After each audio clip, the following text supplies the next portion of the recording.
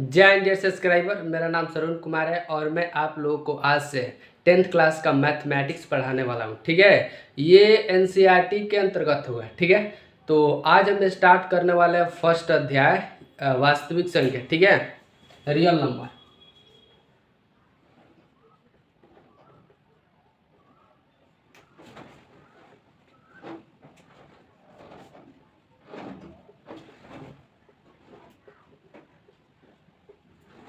अब आप कहेंगे कि सर हम इसमें क्या पढ़ने वाले हैं, तो देखिए इसको पढ़ने से पहले कुछ चीज़ें हैं जिनको आपको जानना बहुत जरूरी है। ठीक है, तो आइए स्टार्ट करते हैं। तो सबसे पहले स्टार्ट कर रहे हैं हम संख्या से।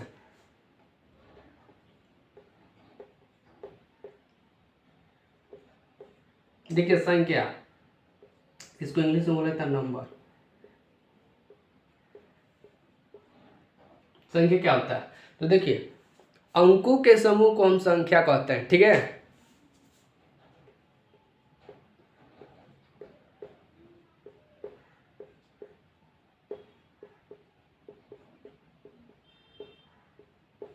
अंकों के समूह को हम क्या बोलेंगे, संख्या बोलेंगे। जैसे एग्जाम्पल,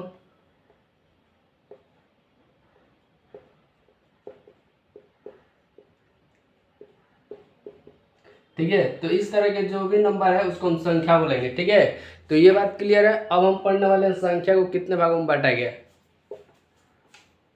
इसको आप नोट कर लीजिएगा।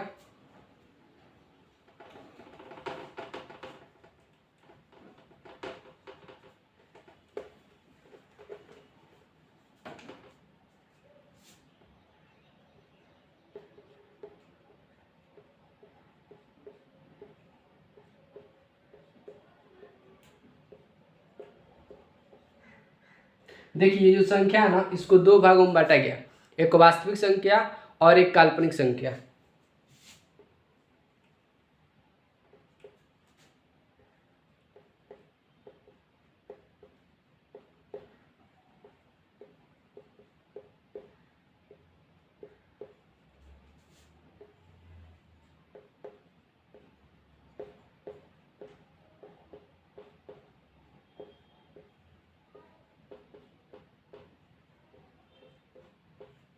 अब देखिए वास्तविक संख्या को इंग्लिश में बोला जाता है रियल नंबर और काल्पनिक संख्या को इंग्लिश में बोला जाता है इमेजिनरी नंबर।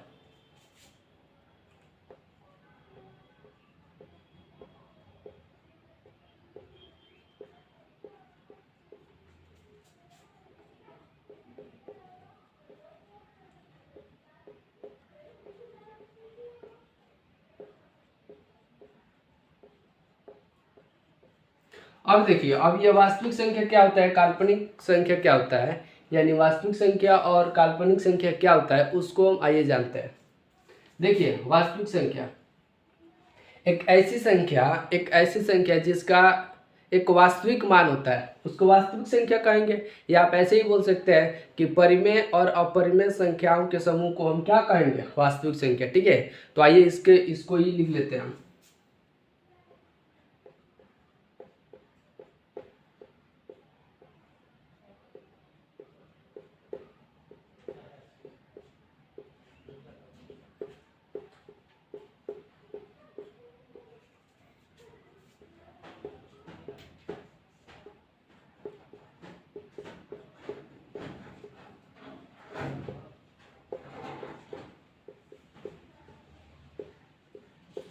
परिमेय और अपरिमेय संख्याओं के समूह को क्या बोलेंगे, वास्तविक संख्या। जैसे एग्जांपल,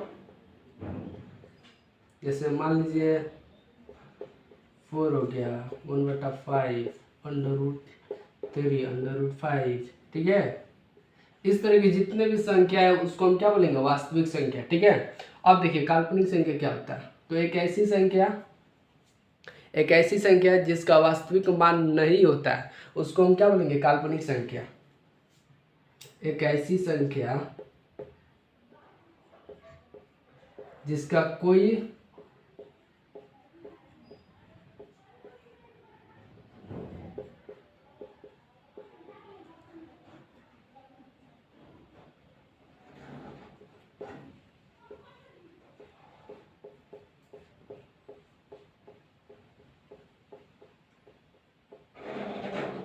नहीं होता, यानी एक ऐसी संख्या जिसका कोई भी वास्तविक मान नहीं होता है, ठीक है, उसको हम क्या बोलेंगे, काल्पनिक संख्या। अब इसका एग्जाम्पल देख लेते हैं, जैसे √1, √2, √3, इस तरह के जितने भी नंबर होते हैं उनको क्या बोलेंगे, काल्पनिक संख्या बोलेंगे, ठीक है। इसको नोट कर लीजिए।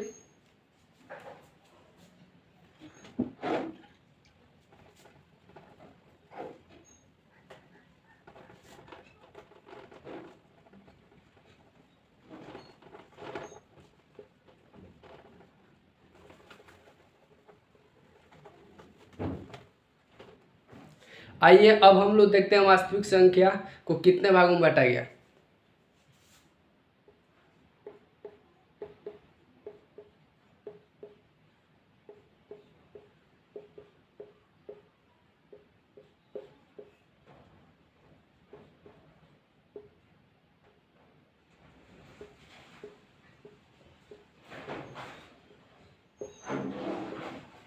देखिए वास्तविक संख्या जो है ना, इसको दो भागों में बांटा गया, एक परिमेय संख्या और एक अपरिमेय संख्या।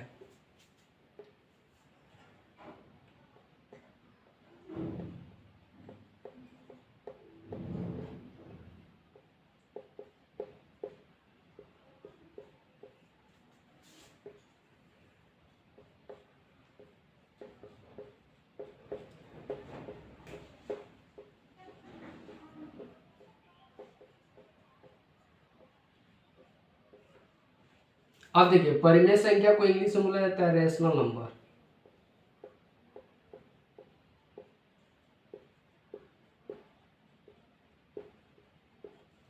और अपरिमेय संख्या को बोला जाता है इरेशनल नंबर।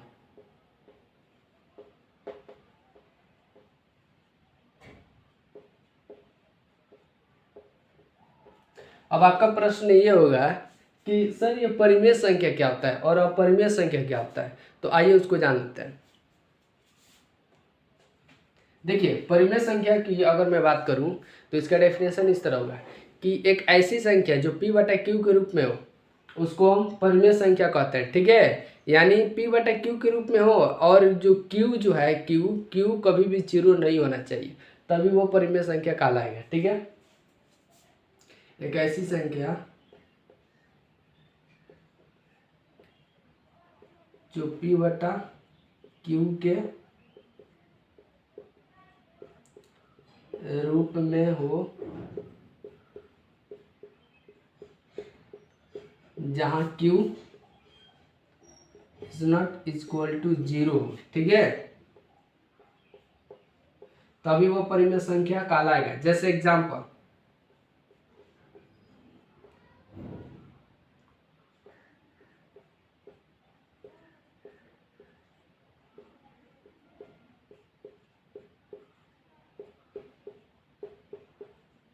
इस तरह के जितने भी नंबर है उनको हम क्या बोलेंगे, परिमेय संख्या। याद रखिएगा 0 भी है क्योंकि 0 के नीचे 1 छुपा हुआ है, ठीक है, तो ये परिमेय संख्या। अब एक बात याद रखिएगा, इसका जो दशमलव प्रसार होता है वो शांत होता है।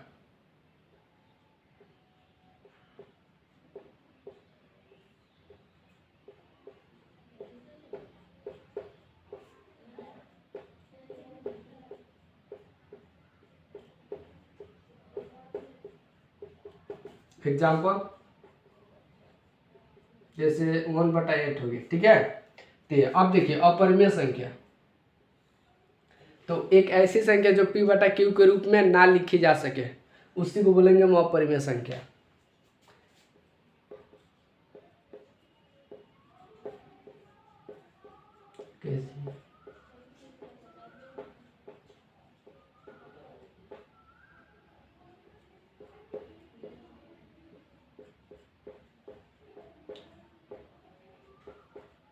ना लिखी जा सके, ठीक है, उसको क्या बोलेंगे, अपरिमेय संख्या बोलेंगे। जैसे इसका एग्जांपल देख लेते हैं, जैसे √2, √3, √5, √7। अब देखिए एक बात याद रखिएगा, √4 नहीं होगा, ठीक है, क्यों नहीं होगा, क्योंकि 4 का स्क्वायर होता है 2। अब देखिए अब जिसका स्क्वायर होगा वो अपरिमेय संख्या नहीं है, ठीक है, तो ये अपरिमेय संख्या नहीं है। यहाँ पर पाई भी हो जाएगा। ठीक है, ये हो गया। अब एक बात और याद रखिएगा कि इसका दशमलव प्रसार अशांत होता है।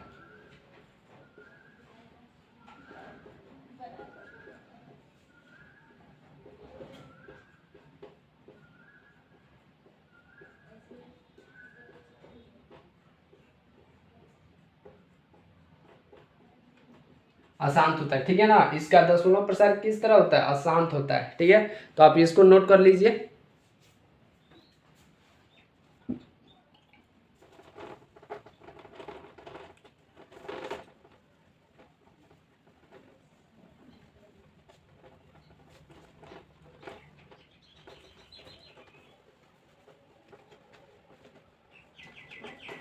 अब देखिए, अब पढ़ने वाले जो अपरिमेय संख्या है उसको कितने भागों में बांटेंगे। ठीक है,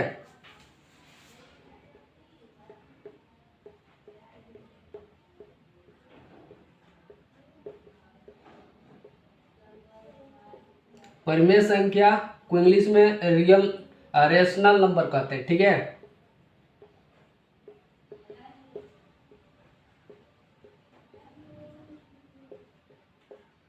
इसको दो भागों में बांटा गया है, एक भिन्न और एक पूर्णांक। भिन्न को इंग्लिश में बोला जाता है फ्रैक्शन और पूर्णांक को इंग्लिश में बोला जाता है इंटीजर। ठीक है, अब देखिए, अब ये भिन्न क्या होता है? तो एक ऐसी संख्या जो p बटा q के रूप में हो लेकिन q ना ही 0 और ना ही 1 हो, तभी वो भिन्न कहलाएगा।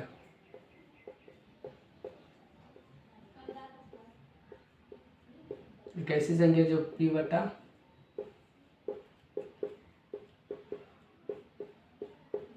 में हो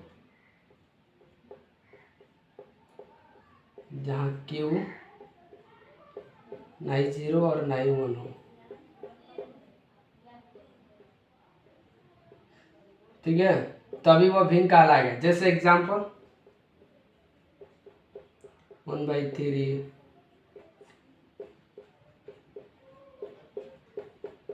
इस तरह के जितने भी नंबर है वो भिन्न कहलाएंगे। ठीक है, इतना बात क्लियर है। अब आइए इसको समझ लेते हैं पूर्णांक। देखिए, एक ऐसी संख्या जो p बटा q के रूप में हो और q हमेशा 1 रहे। एक ऐसी संख्या जो p बटा q के रूप में रहे और q जो है वो हमेशा 1 होना चाहिए, तभी वो पूर्णांक कहलाएगा।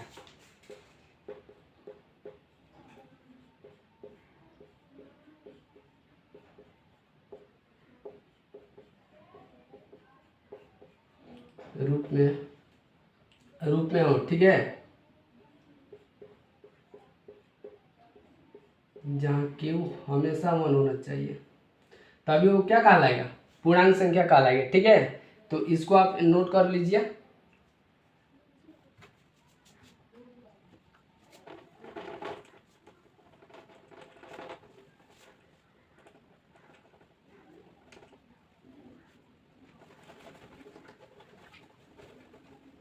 अब देखिए, अब हम लोग पढ़ने वाले को पूर्णांक संख्या जो है उसको कितने भाग में बांटा गया?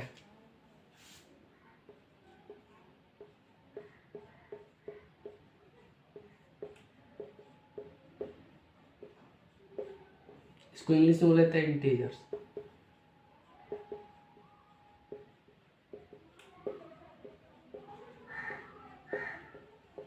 देखिए, इसको 3 भागों में बांटा गया। एक ऋणात्मक संख्या,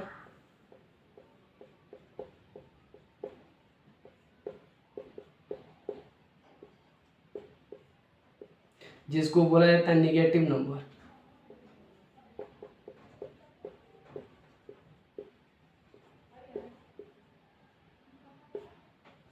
और एक है शून्य,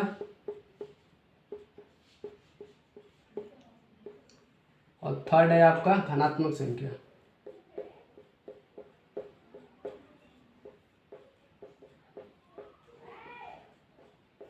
इसको इंग्लिश में बोला जाता है पॉजिटिव नंबर।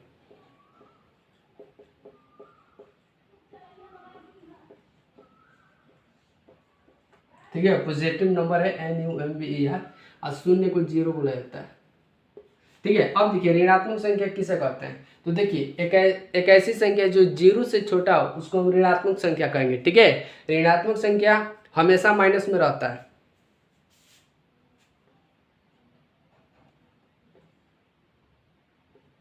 एक ऐसी संख्या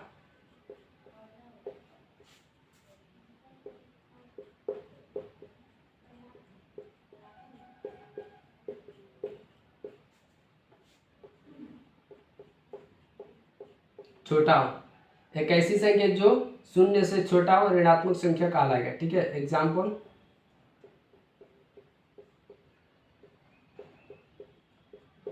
इस तरह के जितने भी नंबर होंगे जो माइनस में होंगे उसको ऋणात्मक संख्या बोलते हैं।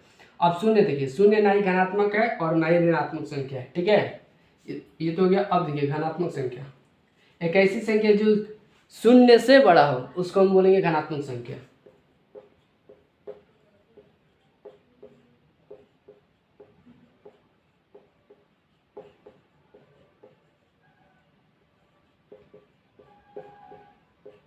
बड़ा हो, ठीक है, उसको हम क्या बोलेंगे, धनात्मक संख्या। जैसे एग्जाम्पल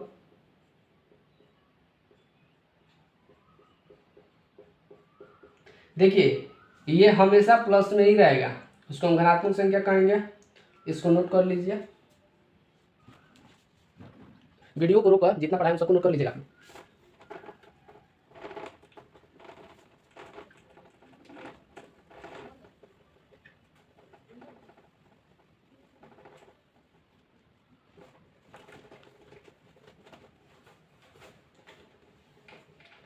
आइए अब हम लोग जो धनात्मक संख्या था, पूर्णांक संख्या था, उसको एक बार थोड़ा सा और रिवीजन कर लेते हैं। देखिए पूर्णांक संख्या को तीन भागों में बांटा गया था, एक ऋणात्मक संख्या और एक शून्य और एक धनात्मक संख्या। ठीक है, तो देखिए धनात्मक संख्या एक बार यहाँ पर लिख देते हैं।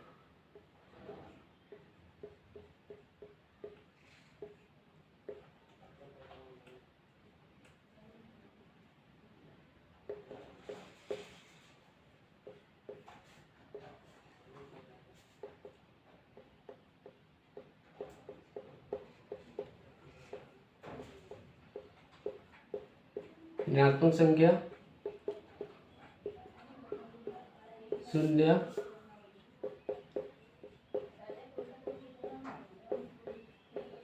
और धनात्मक संख्या। देखिए धनात्मक संख्या को काउंटिंग नंबर भी बोला जाता है और नेचुरल नंबर भी बोला जाता है। इसे काउंटिंग नंबर और नेचुरल नंबर भी बोला जाता है।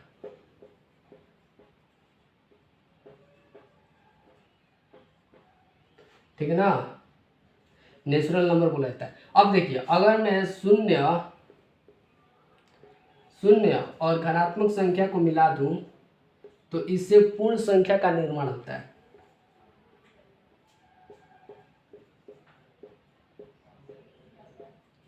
इसको इंग्लिश में बोला जाता है होल नंबर।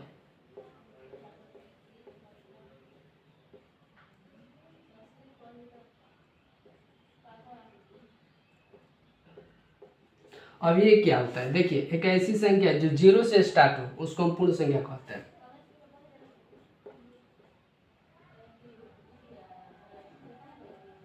जो शून्य से, एक ऐसी संख्या जो शून्य से शुरू हो उसको पूर्ण संख्या कहते हैं। ठीक है, तो इसको आप नोट कर लीजिए। आज के लिए बस इतना ही। कल हम लोग पढ़ने वाले हैं, कल पढ़ेंगे हम लोग पार्ट 2। ठीक है, जय हिंद।